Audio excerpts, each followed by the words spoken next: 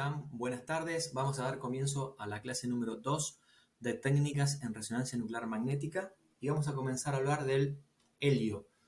El helio va a ser el responsable de refrigerar, sobre todo, equipos de alto campo. Y ahora vamos a ver cómo se compone y de qué manera lo realiza o lo hace. Esto que ven acá es un resonador con un sistema que se denomina fuga de helio en el caso de que ese helio líquido que está en presencia de lo que se denomina bobina dentro del equipo, ¿sí? Esa bobina de titanio niobio, que es la composición, va a estar en estado líquido. Muchas veces, ¿sí? Muchas veces esa presión dentro del resonador aumenta y cuando aumenta hasta 650 o 700 veces más, puede pasar que la válvula de seguridad no funcione como corresponde y tenga una falla. De todas maneras, fíjense, estos es salida del helio. El helio cuando contacta el aire se pasa de su estado líquido, de estado de agregación de la materia, al estado gaseoso. ¿Estamos? Fíjense, esto es una fuga de helio. Esto es una fuga de helio en un servicio de resonancia. Esto es una fuga de helio en un laboratorio, ¿sí? Los equipos están probados en laboratorio antes de que salgan al mercado con respecto a esta falla. Es decir, lo accionan de forma diferente e involuntaria como para ver si se produce este tipo de falla. Esa falla abrupta, ¿sí?, y accidental del helio se denomina quench, ¿sí? Y hay que tener mucho cuidado si es que pasa en la sala, porque puede ir, esa fuga del helio puede estar en la sala. Es muy raro que pase, pero no es imposible. Por eso todos los equipos vienen también de fábrica con este sistema de fuga en el caso de que el helio tenga que salir. O sea, para que no vaya a la sala del gantry, ¿sí?, donde está el paciente, sale por este medio. Esa fuga accidental se denomina, no sé si lo dije, quench, ¿sí? Bien, esperen que sigo con el mate.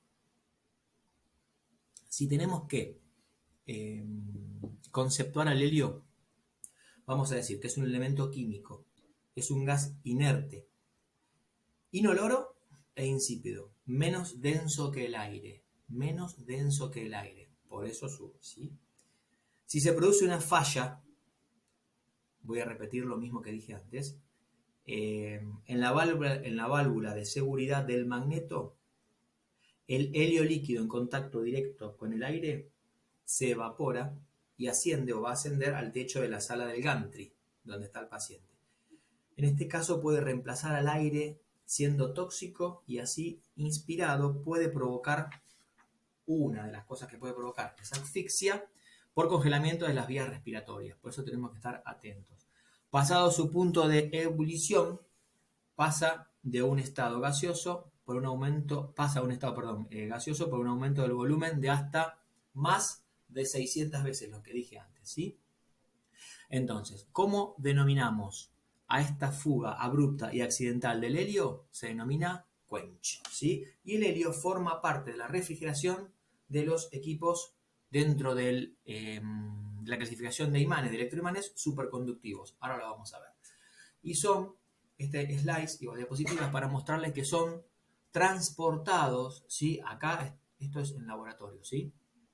De estos DWARs, se denomina DWARs, pasan a estos aparatos y acá los transporta en barco, ¿sí? Se pide a Estados Unidos.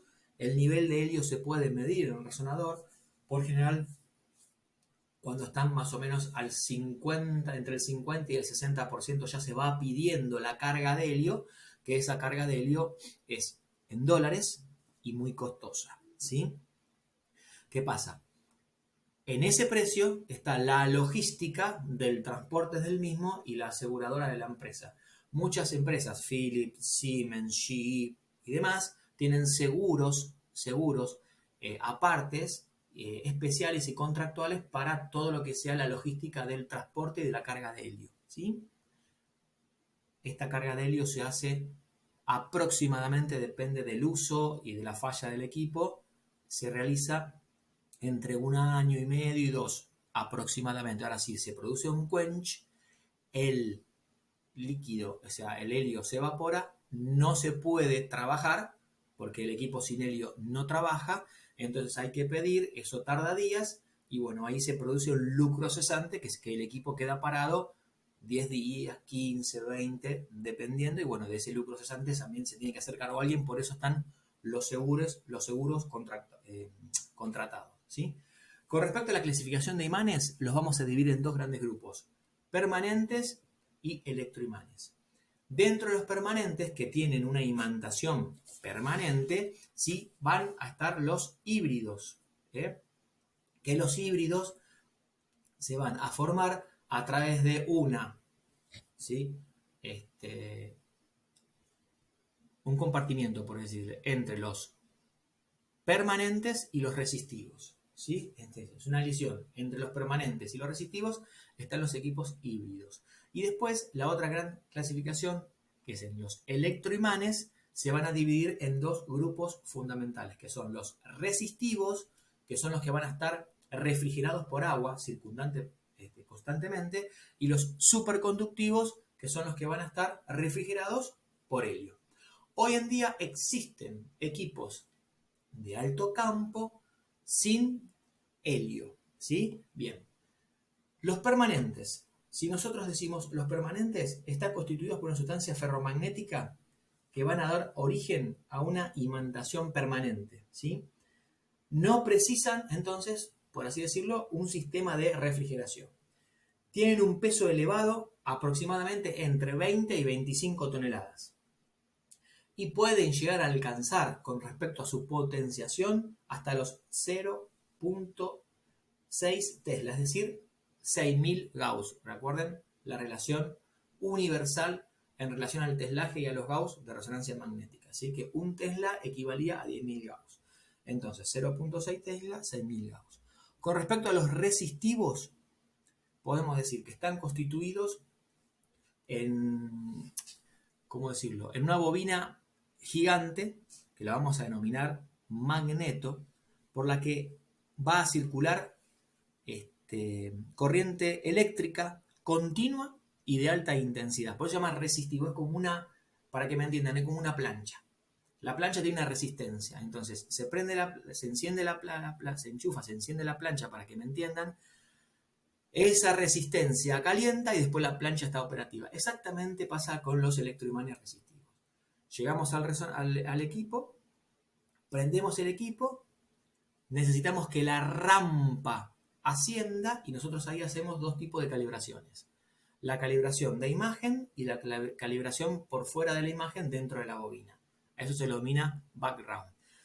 Ese tipo de calibraciones se hacen cuando se prende el equipo y das dos valores. Si esos valores están dentro de los límites normales, significa que el equipo está homogéneo y está operativo para comenzar a trabajar. Recordemos que los resonadores abiertos no tienen tanta caja de resonancia como los tubos, ¿sí? Necesitan ser refrigerados por agua circundante y su campo magnético está limitado por lo que se denomina disipación calórica, ¿sí? Y con respecto a la rampa, es lo que antes les mencionaba. Si decimos que la rampa es modificable según el uso del equipo. ¿Estamos? Cuando se termina de usar, se apaga el equipo, esa resistencia termina y la rampa baja. Es decir, no tengo en una sala de un electroimán resistivo continuamente el magneto, ¿sí? Actuando como imán. ¿Estamos de acuerdo? Sí los permanentes, sí los híbridos, sí los superconductivos. Esperen que me tomo otro mate. Muy bien. Y con respecto a los superconductivos, decimos que están constituidos por una aleación. Aleación, que es conformación metálica o unión de metales. Eso significa aleación. Especial, que es la que se denomina, como antes dije, niobio titanio, ¿sí? Se basa en las propiedades que posee ciertas sustancias ferromagnéticas que al ser enfriados, al ser absoluto, puede perder su resistencia, ¿sí? En este caso van a tener forma de hilo y están dentro de una matriz que es enrollada en forma de bobinador, sumergiéndose en una cámara cilíndrica llena de este helio líquido. ¿Qué es lo que pasa? Acá vemos un equipo de bajo campo, que es un resonador abierto, y un equipo de alto campo, que después de que se inventaron el nombre de los resonadores abiertos, a estos se los empezaron a llamar resonadores cerrados, pero en realidad siempre fueron los tubos. Antes los tubos eran tipos tubos de ensayo eran el gantry, creo que ya lo había mencionado en la clase pasada, más largos, ¿sí? El diámetro era más chiquitito y encima estaban cerrados atrás. Después comenzaron a que tenga el espacio de atrás abierto, los gantries más chicos, los diámetros más grandes, entonces, y los equipos, por ejemplo, por supuesto, quise decir, perdón, con la tecnología muchísimo más rápido con respecto a la adquisición de imagen, es decir, al tiempo de secuencia se mejoró mucho el tiempo de secuencia en relación a la calidad de imagen y a la adquisición de la misma, ¿sí? Su temperatura de trabajo, perdón, es cercana al punto de ebullición de este material, 1150 grados, ¿sí? Su uniformidad, esto es importante, homogeneidad y estabilidad es muy resistivos a los equipos, superior a los equipos resistivos. Entonces, los superconductivos van a ser mucho más uniformes, estables y homogéneos, ¿sí? Si hablamos de resonadores abiertos con respecto al teslaje, vamos a decir que son de campo bajo. ¿Está? Bien. Esos campos bajos van de 0.2 Tesla, tenemos 0.2, 0.23, 0.5 y 0.6. Son los que tienen menor definición de imagen, ¿sí? Aptos para pacientes pediátricos, ¿sí? Para pacientes con obesidad mórbida, ¿estamos? Pero a su vez tienen menor resolución. ¿Está? Bien. Ya habíamos hablado de las ventajas y desventajas de un resonador de alto campo y un resonador de bajo campo. Y los resonadores de alto campo los vamos a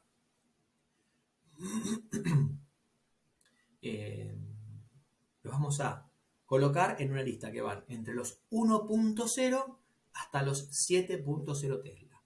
Hoy en día el 7.0 Tesla está en etapa de investigación porque es muchísimo el depósito calórico que utiliza. Acuérdense, cuando mayor Tesla que tenga el equipo, mayor potenciación y mayor definición de imagen, ¿sí? Bien, eso es lo que tiene que ver con la clasificación de imanes. Entonces acá mencionamos imanes, la R de resistivos y la S de superconductivos. Acá tenemos un resonador, este es un Picker ProView, Outlook ProView 0.23, es decir, 2300 grados de potencia. Decimos corriente eléctrica continua, refrigerados por agua, tienen un gran consumo de energía, un campo magnético variable porque no es tan uniforme, por eso miren, acá también tenemos menor uniformidad, pero también vamos a tener menor costo y mantenimiento. Entonces, algunas de las, ya sé que hablamos de ventajas y desventajas, pero algunas de las características más importantes. Fíjense, acá tenemos un Philips, ¿sí? HEVA de 1.5 Tesla, estamos, o sea, 15.000 grados de potencia, en laboratorio y ya armadito en el servicio. Con respecto a las características fundamentales, tenemos menor consumo, refrigerados por helio, la aleación, como dije, de titanio y niobio, campo magnético más uniforme, por lo tanto tengo mayor estabilidad y el costo con respecto a la mantención y a la instalación va a ser mucho mayor. Bobinas. Las bobinas van a ser en este en este método sectorizadas. En algunos equipos, la bobina va a actuar de camilla, o mejor dicho, la camilla va a actuar de bobina. Y muchos tienen 3 estaciones. CTL, Center Top, Top, Center y Bottom, es decir, señal para la cervical, dorsal y lumbar. Y así también para tórax, abdomen y pelvis en el caso de que al paciente lo podamos, por ejemplo, modificar la posición del mismo. ¿Estamos? Entonces, en algunos equipos viene la CTL que se tiene que enchufar a esta camilla y otros vienen ya directamente con la camilla con la resolución espacial necesaria como para actuar la de bobina. No obstante, vamos a tener las bobinas que se van a denominar de cuadratura, como estas que están acá, que esta es de cerebro, Esta es cerebro y cervical, se llama neurovascular o SENS. Y, como esta que también que es de cuello, esta es una, por ejemplo, una bobina de un resonador abierto, es una bobina de un resonador de alto campo. Y también, aparte de las de cuadratura, van a estar las bobinas multipropósito, que también se las denomina antenas de superficie. En realidad, a todas las bobinas se las denominan como antenas, ¿sí? Pero están las de cuadratura, las que tienen mayor resolución que las MP. Las de multipropósito, en este caso, por ejemplo, se puede utilizar para codo, muñeca, articulaciones y para, por ejemplo, la temporal maxillary joint, es decir, articulación temporomandibular, es decir, la ATM. ¿Estamos? Entonces tenemos cerebro, resonador abierto, neurovascular, resonador cerrado. Ahora, no solamente se va a poder estudiar el cerebro de esta bobina que estamos acá con la flechita, sino también sus anexos, hipófisis, oído, ATM, órbita, trigémino, etc. ¿Se entiende? Macizo craneofacial también se pide. ¿Sí?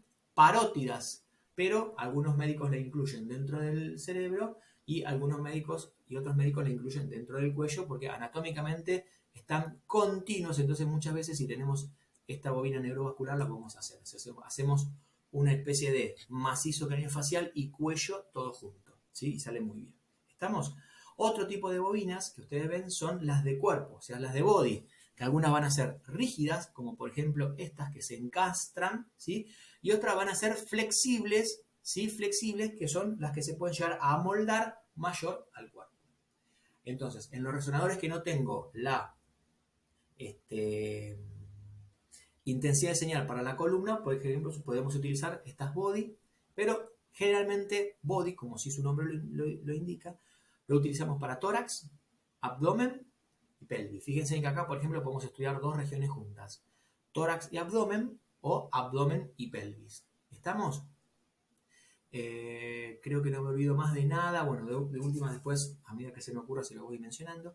Esta que están acá es una bobina que es para hacer resonancia magnética de la mama, es decir, resonancia mamaria.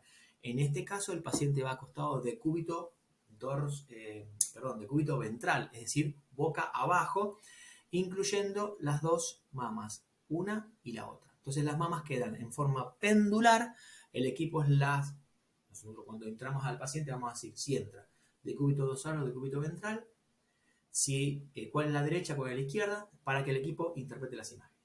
En este caso ya está armada la secuencia, porque en realidad todas las secuencias, parámetros y protocolos ya están predeterminados por el ingeniero que hace lo que se denomina aplicaciones. ¿Estamos? El ingeniero de la instalación y el ingeniero de las aplicaciones. Todo equipo viene con un manual y con todos los protocolos ya prácticamente predeterminados. Pero nosotros, junto con los médicos que van a informar los estudios, podemos llegar a hacer algunas modificaciones, ¿sí? Y armar los propios protocolos del servicio, que es por lo que en general pasa. ¿Estamos? En los manuales vienen todas las secuencias que el equipo puede hacer y en los protocolos nosotros vamos a predeterminar con esos valores, modificables o no, si vamos a respetar esos parámetros o los vamos a modificar según lo que quiera ver y a criterio médico de la institución o del servicio que informe. Por general hay un médico que informa osteoarticular, otro médico que informa neuro. ¿Estamos? Entonces, el equipo ya interpreta, como ya está prefijado cómo ingresa el paciente, si de pie o de cabeza, boca arriba o boca abajo, cuál es la derecha y cuál es la izquierda. Entonces las mamas se van a ver hacia arriba pendulares, ¿sí? Como si el paciente estuviera acostado boca arriba. ¿Estamos? Ya les voy a mostrar resonancia mamaria, es un estudio que se pide para ver fundamentalmente la prótesis, es decir, resonancia mamaria protésica u oncológica. ¿Estamos? Acá tenemos otro tipo de bobinas. Esta es de otro resonador abierto, que es un GE, ¿sí? 0.2 Profile. Esta es la bobina de cerebro, que también sirve, repito, para hacer oídos, órbitas, ATM, etc. Nosotros le llamamos, a eso lo vamos a llamar y lo vamos a conocer como anexos. Esta bobina que está acá es otra EMP multipropósito, también se puede utilizar para articulaciones y para hombros. Por ejemplo, si acá tenemos una bobina de hombro, ahora vamos. Si tenemos un paciente con un sobrepeso importante, Si no entra acá la articulación, lo que podemos hacer como opción o como plan B, utilizar este tipo de bobina. Vamos a tener un poco menos de resolución, pero se va a poder ver la articulación glenumeral en el caso del hombro. ¿Sí? Yo he hecho muchos pacientes con esta bobina, no es lo mismo, porque esta bobina es de cuadratura, tiene mayor definición, perdón, se pasó solo, tiene mayor definición, pero esta sirve igual, ¿sí? Por eso es una opción. ¿Estamos? Entonces, cerebro, MP, acá tenemos una body flexible, ¿sí? Que se ajusta al paciente. Por general vienen dos o tres medidas, una small, una media y una extra large, ¿sí? Eso también va a depender del peso del paciente, pero no tanto del peso, sino de la distribución corporal. Porque acá vamos a hablar de panzas que son más pendulares o panzas donde el cuerpo, el peso se puede llegar a acomodar. ¿Estamos? Entonces, en este tipo de bobinas tenemos que resolver que pueda cerrar. Si cierra la bobina, hay circuito, y si hay circuito, hay señal. Por eso tenemos las otras medidas. ¿Sí? Hemos hecho pacientes de más de 140 kilos sin ningún tipo de inconveniente. ¿Sí? Pero bueno, todo tiene también su limitación, hablando más que nada de la resolución de la señal. ¿Estamos? Acá tenemos la bobina cuadratura de hombro, hacemos en este caso, si el paciente se acuesta boca arriba, hombro izquierdo, y ven estos riles que están acá, esto se desenchufa, este aparatito, ¿sí? Se da vuelta, se encaja acá, de este lado, esto encaja acá, se corre y me queda. Exacto, y esto va enchufado de este lado, ¿cierto? Todos los enchufes de las bobinas tienen cantidades y direcciones de pines, ¿sí? Que encastran exactamente en la ficha. En base a la cantidad de pines y a su distribución, el equipo va a reconocer la bobina. Entonces te va a decir, vos colocaste X bobina, perfecto. Con esta bobina podés hacer estos protocolos de estudio. ¿Estamos? Me olvidé de decirles que con este tipo de bobinas también, de cuerpo, se pueden estudiar los segmentos, sobre todo haciendo hincapié y hablando de los miembros inferiores. Podemos utilizarlos para estudiar en forma simétrica y comparativa ambos muslos o ambas piernas. Salen muy bien. Pasamos las bobinas, vamos a los materiales.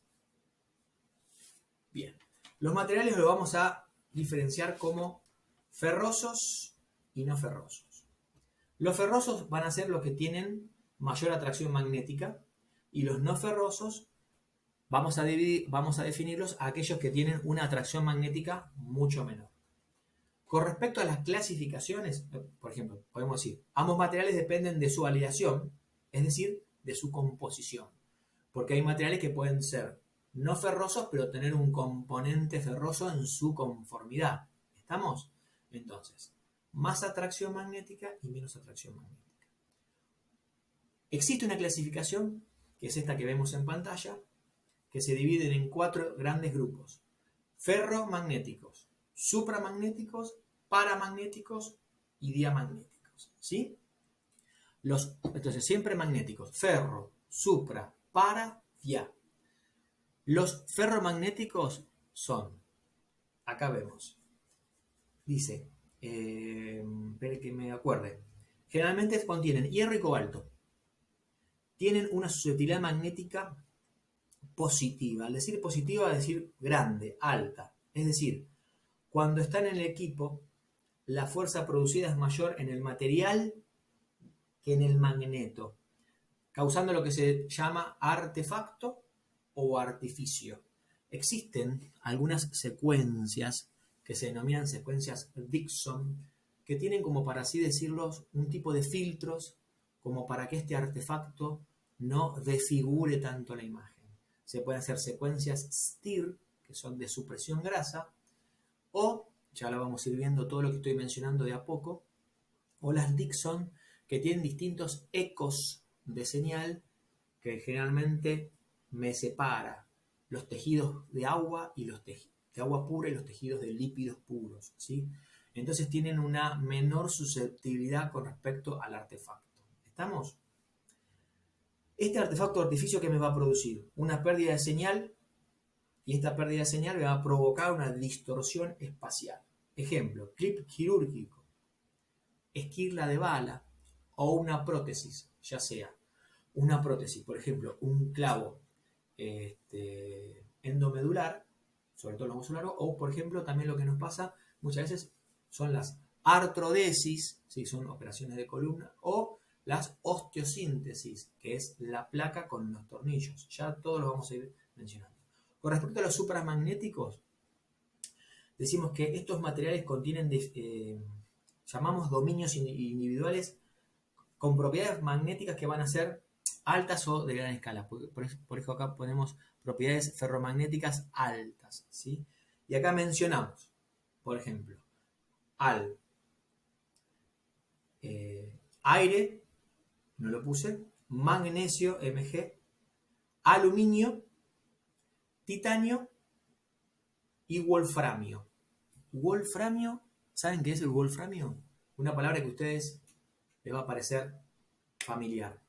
Se llama wolframio o tuxteno. ¿Se acuerdan? Bueno, el tuxteno, ¿cuál es la característica? Soporta altas temperaturas, ¿sí? Después tenemos los materiales paramagnéticos que están compuestos en el oxígeno. En el oxígeno, muchas veces en el oxígeno molecular de la sangre. Existen secuencias en resonancia que van a permitir una buena oxigenación para verlo, ¿sí? Estos materiales incluyen al oxígeno y a iones que son atraídos, ¿sí? Por los campos magnéticos. Como por ejemplo pusimos acá hierro, magnesio, gadolinio, ¿sí? Y tienen una susceptibilidad magnética baja. Con respecto a los diamagnéticos, ¿sí? Es lo opuesto a los materiales, por así decirlo, paramagnéticos, ¿sí? Estos materiales no tienen ningún momento magnético ni atómico, pero cuando son sometidos al resonador, tienen un débil rechazo al mismo. Ejemplo, agua, cobre, nitrógeno y sulfato de bario, ¿sí? Sulfato de bario es un compuesto inorgánico. También se puede situar al oro, al germanio, me estoy acordando, al bronce y si mal no recuerdo hasta el azufre. Pero le pusimos acá, ¿sí? Pusimos acá algunos ejemplos, ¿sí? Agua, cobre, nitrógeno y sulfato de bario, ¿sí? Los tejidos humanos, o la mayoría de los tejidos humanos, son diamagnéticos. ¿Por qué? Porque contienen mucho agua. ¿Estamos? Entonces, ¿cómo se dividen los materiales ferrosos y no ferrosos? Y la clasificación en estas cuatro opciones: ferro, supra, para y diamagnéticos. Después vamos a tener, si nosotros habíamos dicho que en la resonancia magnética utilizaba como energía exploradora a la electricidad y al magnetismo, porque eran dos compuestos del mismo fenómeno, que una corriente continua provocaba un campo magnético, no sé si se acuerdan de lo que vimos en la clase anterior, dijimos que no provocaba disociación molecular con respecto a, por ejemplo, en la reproducción celular, no sé si se acuerdan, anafase, profase, telofase. En esa división celular, la radiación muta y da origen una célula madre a células hijas mutantes, en este caso, ¿sí? Bueno, llevado a la gravedad, por así decirlo, ¿no es cierto? Porque, o sea, conceptualmente, para que nos entendamos, ustedes ya saben que es así, estaríamos hablando de una radiación ionizante. En este caso, la resonancia nuclear magnética no está en el espectro de las radiaciones categorizada como una radiación ionizante, pero sí produce efectos en el organismo que la ciencia los denomina como efectos biológicos. Entonces, podemos decir así: el avance de la tecnología fue dando lugar a la creación de equipos con campos magnéticos con mayor rapidez, pero a su vez con mayor potencia y gradientes más sonoros. No se han reportado efectos nocivos de relevancia hasta el momento, ¿sí? Hasta el equipo de 3.0, sí, con algún tipo, como yo ya les expliqué, sordera transitoria. Por eso es importante cualquier tipo de equipo que estemos hablando, que estemos trabajando, perdón, más si estamos trabajando con un resonador de alto campo, colocarle al paciente protectores acústicos. Siempre. Estos efectos biológicos los vamos a dividir en estos tres ejemplos. El efecto magnético variable, perdón, el efecto magnético estable o estático, el efecto magnético variable y el depósito calórico. Es el efecto por depósito calórico. Con respecto al efecto magnético estático, vamos a decir que se acentúa en el potencial de flujo, más que nada en los vasos sanguíneos. Y esto va a ser debido a la desviación de las cargas eléctricas en movimientos. Esto origina que todos los iones, ¿cómo explicarlo? Esto origina que todos los iones sanguíneos se vayan desplazando en forma brusca entre las paredes. Entonces se van de acá para allá.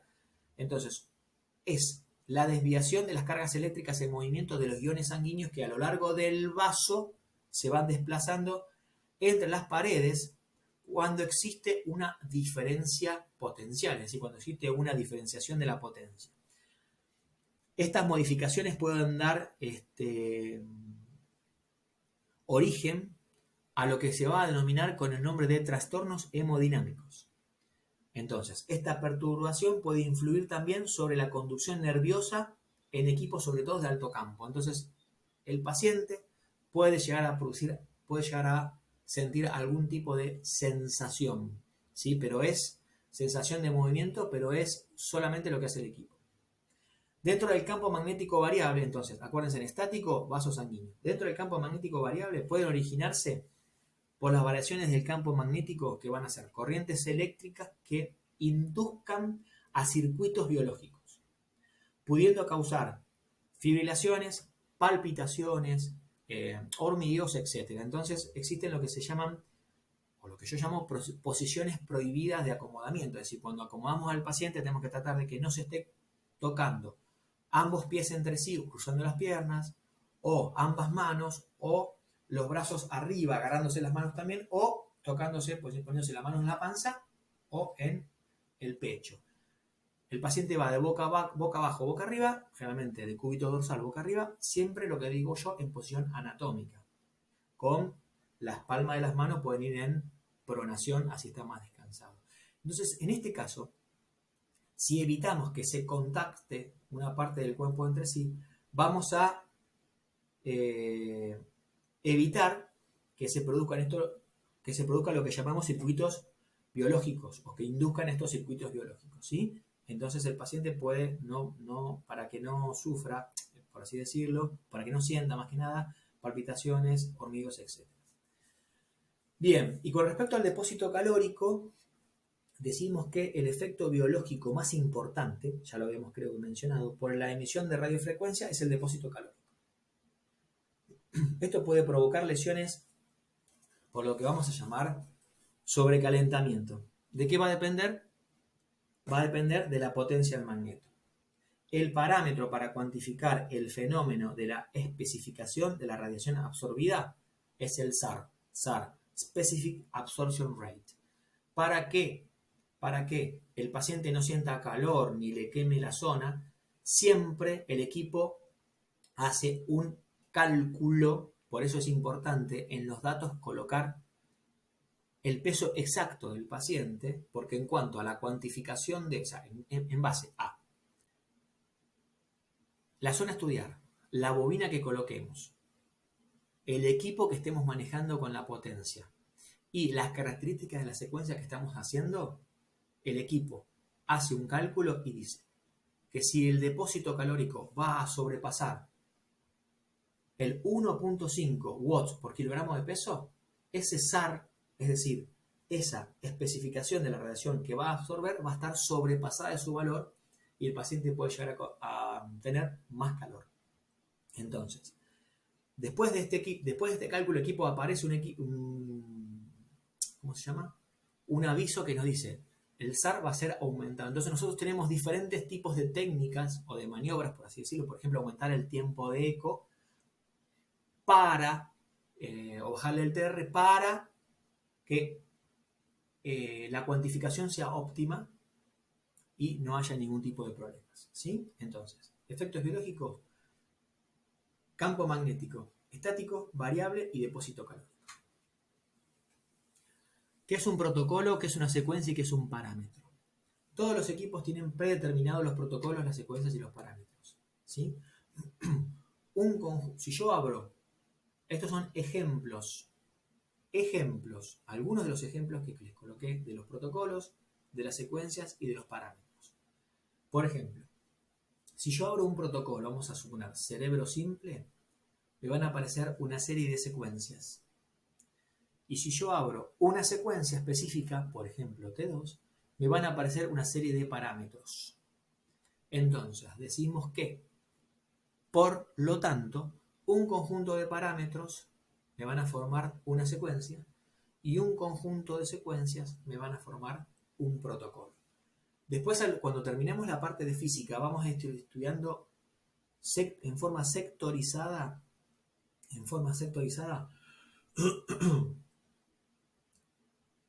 los diferentes tipos de protocolos y los diferentes tipos de secuencias. No se la tienen que aprender de memoria. Simplemente yo les voy a dar la justificación de por qué se utiliza diferentes tipos de secuencia y en qué plano. ¿Estamos? Sí, lo que tenemos que saber es el concepto de cada parámetro, que lo vamos a ir también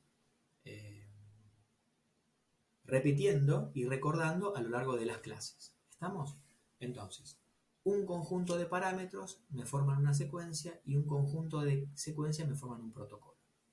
Dicho al revés, abro un protocolo, tengo un conjunto de secuencias, abro una secuencia, tengo un conjunto de parámetros. Acá, por ejemplo, protocolos, como ustedes lo ven en el slice, puse cerebro simple por epilepsia y por esclerosis. No es lo mismo, el protocolo cambia y el plano de abordaje también, es decir, la angulación. Columnas, abdomen, pecho, rodilla, hombro, uro-resonancia magnética. Colangio, pancreato, resonancia magnética es el estudio de las vías biliares intra y extrahepáticas por este método. Mano, muñeca, tobillo y pie, algunos de los ejemplos. Secuencias T2, T1 son las dos secuencias básicas, ahora las vamos a ver. Flare, Steer, Spire, Speed, Spire.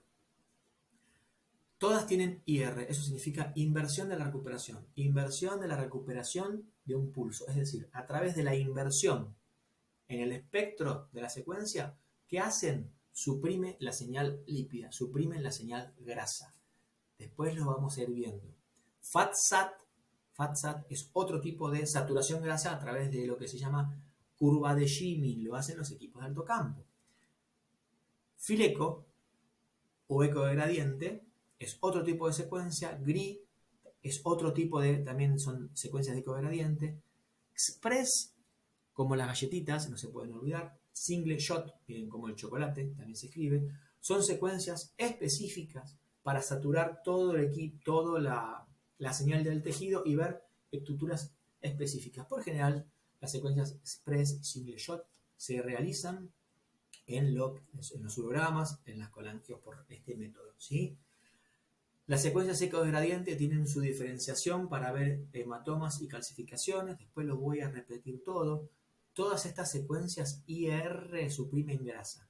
La FLAIR se utiliza prácticamente para el sistema nervioso, generalmente para el cerebro. Y lo que hace es suprimir, pero no la grasa, a través de un pulso de inversión de la recuperación, como dije. Suprime el líquido en movimiento. Ese líquido en movimiento es el líquido cefalorraquídeo, ¿sí? TR, tiempo de repetición. Lo voy a decir muy específicamente. Después, a lo largo de las clases, lo vamos a ir desarrollando. TR, tiempo de repetición entre un pulso y otro. TE, tiempo de caída de señal, es decir, desde que empieza un pulso hasta que la señal cae. TR y TE. Son los dos valores específicos y fundamentales en la resonancia magnética. Es como sería, para que me puedan entender, el kilovolt y el miliampere, por así decirlo. Con el TR y el TE, o con los valores de TR y de TE, yo voy a manejar los diferentes tipos de tonalidades o intensidades tisulares de los tejidos. TI, tiempo de inversión. Este parámetro lo van a tener este tipo de secuencias IR. Se llaman Inversion Recovery, ¿sí? TI, tiempo de inversión. BW es bandwidth. Esta es la ventana por la cual entra la radiofrecuencia. Cuanto mayor es la ventana, mayor radiofrecuencia me entra, que es parasitaria, para que, otro concepto relacionándolo con la radiología, el bandwidth tiene que ser lo menos posible. El ancho de ventana tiene que ser corta. Signes es el espesor de corte, lo que va a medir en milímetros la lonja orgánica que yo voy a cortar. Gap va a ser el espacio entre corte y corte, ¿sí? SNR es la señal ruido, que tiene que estar óptima en 1.0. Eso va a depender de el tamaño de la zona que tenemos que estudiar, la secuencia que vamos a hacer, la bobina que estemos utilizando. Es decir, esto me va a hablar de la resolución espacial. Y después de la resolución espacial hablamos al final de esta clase. FA es el flip angle. Este es el recorrido del vector de magnetización. Está derechito, viene el pulso de frecuencia, lo golpea, lo bascula y esa basculación va a describir un ángulo. Entonces, en secuencias Spinecco, fase Spinecco, ese ángulo va a ser de 90, puede tener una secuencia de un ángulo de refase de 180, puede tener un ángulo invertido, etc. Es el recorrido del vector de magnetización. Acuérdense, porque vamos a ver este tipo de secuencias, Express, Single Shot, y las secuencias de angioresonancia que utilizan, tiene que ver el ángulo, es muy importante. Esperen que me voy a tomar otro mate. Bueno, tranquilos con tanta información porque lo vamos a ir, ya les digo, viéndolo de a poco. Matriz es la matriz de adquisición y reconstrucción, ya lo estuvimos viendo. ¿Sí? Tengo una matriz predeterminada. Después vamos a ver cuál es la secuencia ideal. La secuencia ideal va a ser aquella que tenga mayor definición de imagen, pero va a estar en relación al tiempo. Entonces ahí está la muñeca del técnico, cómo poder hacer para obtener imágenes con buena definición en un tiempo menos posible. Por supuesto que también necesitamos de la colaboración del paciente, ¿sí? Phase es dirección de fase, se llama encoding. El equipo va a cortar de derecha a izquierda, pero puede leer las imágenes de derecha a izquierda o de arriba hacia abajo, o de abajo hacia arriba, etc. y de adelante hacia atrás. Por general, el equipo escanea o corta de derecha a izquierda, de adelante hacia atrás y de arriba hacia abajo. ¿Sí? Es decir, de derecha a izquierda, antero-posterior y cráneo-caudal. Ahora, nosotros eso lo podemos modificar. Pero otra cosa es la dirección de lectura. Una cosa es como el equipo corta y otra cosa como el equipo lee. Esa dirección de lectura va a ser la fase. Entonces el médico muchas veces te va a decir, ¿cómo tiene la fase puesta? La fase va a estar transversal, de derecha a izquierda, o vertical, antero-posterior. ¿Estamos? Vamos a ver para qué sirve. El SNA son la cantidad de adquisiciones, o la cantidad de average, o la cantidad de lecturas que el equipo lee. La cantidad de veces, perdón, que el equipo hace la lectura de esa imagen. Cuanta más veces la lea, mejor definición. Y el gating va a ser aquel que va a estar en relación, ¿sí? Va a ser aquel que va a estar en relación a los movimientos respiratorios. Porque los movimientos cardiológicos, por ejemplo, los movimientos respiratorios o los movimientos peristálticos van a tener que estar regulados. El paciente es imposible que pueda dejar de respirar, pueda dejar de tener movimientos peristálticos y de movimientos cardiológicos. Entonces, va a haber secuencias de 2-3 minutos que vamos a pedir al paciente que respire más que nada cuando estamos haciendo tórax y abdomen, que respire lo más parejo posible, y en algunas secuencias, que las vamos a denominar breath hold o respiración contenida, le vamos a indicar que son secuencias de 10 a 20 segundos aproximadamente, de la misma manera que le estaríamos indicando para realizarle una placa de tórax. Por ejemplo, respire hondo, aguante el aire, no lo suelte. Entonces, en secuencias de tórax, de abdomen, vamos a necesitar muchas veces esto, ¿sí? Entonces, en la respiración contenida, y para angios también, en la respiración contenida dependemos de la colaboración del paciente. Pero en la respiración con gating van a ser los pulsos, ¿sí? O el sensor que el equipo me va a variar, por ejemplo, en el corazón, entre la sístole y la diástole, Va a hacer un promedio y me va a alargar el pulso para que la imagen venga congelada y no en el movimiento. Lo mismo en la respiración del abdomen, lo mismo con los movimientos peristálticos. Nosotros la tecnología hizo que por este método se puedan realizar imágenes temporales por debajo del segundo y espaciales por debajo del milímetro. ¿Estamos? Espectro de pulso, con esto terminamos, chicos. Radiofrecuencia, T1 y T2. Fíjense, si nosotros escuchamos la secuencia de un resonador en T1, vamos a escuchar diferentes ruidos, pero continuos, como diciendo un ruido así, para que me entiendan. El T1 tiene valores de TR menores y valores de T menores. Valores de TR de tiempo de repetición de 3 cifras y valores de T tiempo de caída de señal de 2. ¿Está? El tiempo de repetición entre un pulso y otro pulso en milisegundos es mucho menor que en un T2. Por eso van a ver que acá los puntitos están más juntos y acá los puntos están más separados. En un T2 vamos a escuchar el pulso el tiempo entre pulso y pulso es mayor. Siempre se van a medir en milisegundos. Entonces, los valores de TR y de TE van a ser en milisegundos. El T1 tiene valor de TR de 3 cifras y valor de TE de 2. El T2 tiene valores de TR de 4 cifras y valor del TE de 3. Esto lo pueden ir apuntando y en la clase que viene vamos a ir viendo bien cada secuencia y algunos ejemplos con los valores. Entonces, el valor, les puse en el espectro de pulso los puntitos seguidos y más separados para que se den cuenta en estas dos secuencias básicas a lo que nos estamos refiriendo. La secuencia T1 va a ser llamada tiempo tisular sobre la magnetización longitudinal. Lo pueden llegar a ver en apuntes. Sirve específicamente para representar más que nada la anatomía que estamos estudiando y tiene los valores de TR y TD que ya más o menos les mencioné. Se especifica para la resonancia diagnóstica del aparato locomotor, más que nada. Sirve para todo, ¿sí? Pero como características, menos sensible a los artefactos magnéticos y siempre el líquido se va a ver negro, hipointenso. Es muy útil para la localización de la sangre en lo que respecta a su intensidad. La secuencia T2 va a ser llamada tiempo tisular sobre la magnetización transversal. Recuerden los TR y los T que mencioné, TR 4 cifras, TD 3. Y en este caso el líquido en T2 se va a ver hiperintenso, es decir, se va a ver blanco. Cualquier estructura líquida en un T2 se va a ver hiperintenso o blanco. Esas son las características, o una de las características fundamentales para poder diferenciarlas. Si es un T1 o un T2. Vamos a ver el líquido. Si el líquido se ve negro es un T1. Si el líquido se ve blanco es un T2. A priori. Después tenemos que ver otras cuestiones que después vamos a ir desarrollando, ¿sí?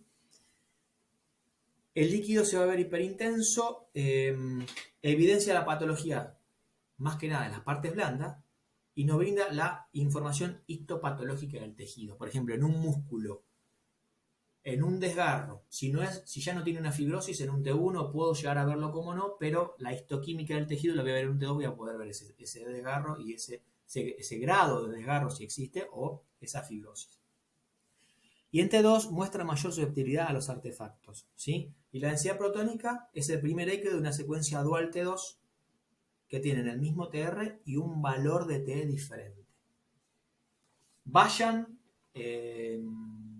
como les dije, tomando apunte de todo esto que yo voy mencionando y si quieren pueden irse, como ya les había mencionado, sacar una foto a la diapositiva o ir anotando lo mismo que dice en la diapo y agregándole información sobre lo que les voy explicando yo, ¿sí? Resolución espacial y distorsión de la imagen. Con esto creo que ya terminamos. Podemos decir que, por eso yo le decía los avances tecnológicos, ¿sí? Los avances tecnológicos o con esta tecnología actual podemos obtener resoluciones espaciales, como ya les dije, inferiores al milímetro y temporales al segundo. Es decir, por debajo de los movimientos orgánicos, lo que hace una necesidad indispensable en los estudios de lo que es cardiología, por un lado, y gastroenterología. La resolución espacial va a estar relacionada y va a estar de la mano del espesor de corte. Es muy importante el espesor de corte y no vamos a cortar un abdomen de los mismos milímetros que vamos a cortar un oído. ¿Se entiende? Para eso están los protocolos. Y vamos a ver lo que se llama feed. Por ejemplo, si decimos distorsión de ¿la imagen se puede distorsionar? Sí. Se puede distorsionar. Motivo 1, por un artefacto producto de un material, por ejemplo, como habíamos dicho.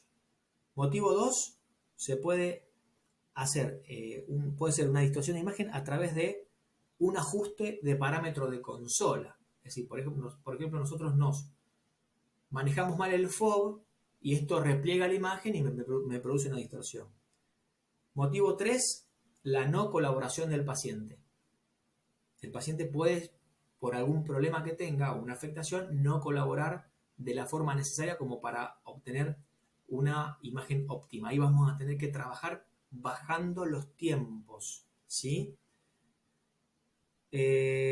Opción 4, por ejemplo, que se llama ghosting o fantasma. Por algún motivo el equipo produce algún tipo de solapamiento de imagen o algún fantasma. Ya, si tenemos tiempo les voy a mostrar imágenes. Entonces en ese caso hay que repetir la secuencia porque es un inconveniente del equipo.